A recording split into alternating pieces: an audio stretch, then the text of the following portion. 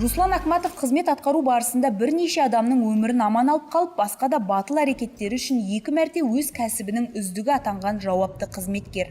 Ол 2016 жылы өз өмірін қатерге тігіп, автомобиль көпірінің арқасынан секіруге тырысқан қызды құтқарды. Қуанышқа орай оқиға сәтті аяқталды.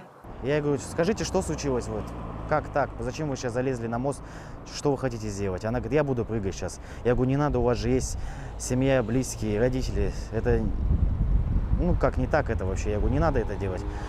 И она начала что-то уже нервничать, реагировать она начала. Потом я ей говорю, успокойтесь, пожалуйста, давайте с вами поговорим, расскажите мне. И мы начали с ней общий язык находить, контакт. Она говорит, вы курите? Я говорю, нет, я не курю, я спортсмен. Она говорит, ну да возьмите у кого-нибудь сигарету, дайте мне, пожалуйста. Я говорю, я беру у напарника сигарету, и получается, я говорю, сейчас я к вам поднимусь туда. И я начал потихоньку подниматься на этот мост, на самую верхушку. И вот, когда подходя к ней уже за метр, она говорит, не подходите мне. Я говорю, а как я вам тогда передам сигарету? То есть и все, и подойдя к ней, я ей передаю сигарету, в этот момент я беру ее и хватаю. Осы ерлігі үшін Руслан төтенше жағдай органдарымен 3-ші дәрежелі құтқарушы төс белгісімен марапатталды. Ал биыл көптен күткен мемлекеттік марапат өз иесін тапты. Полицияға лейтенанты ішкі істер министрі Марат Ахметжановтың қолынан ерлігі үшін медалін алды.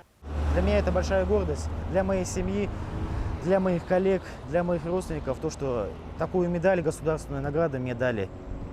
Для меня это очень приятно, для меня это даже неописуемое чувство такое. Очень рад. Спасибо большое, что меня увидели, то, что мой труд оценили.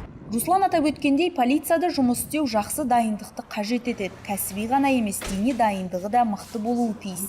Бала кезінде ол полиция қызметкері болуды мақсат етіп, бокс, қоян қолтық ұрыс үйірмесіне бара бастаған. Бүгінде Руслан осы спорт түрлері бойынша спорт шеберіне үміткер атағына, спорттық атудан 1-ші разрядқа ие. Будем всегда помогать людям, будем стремиться.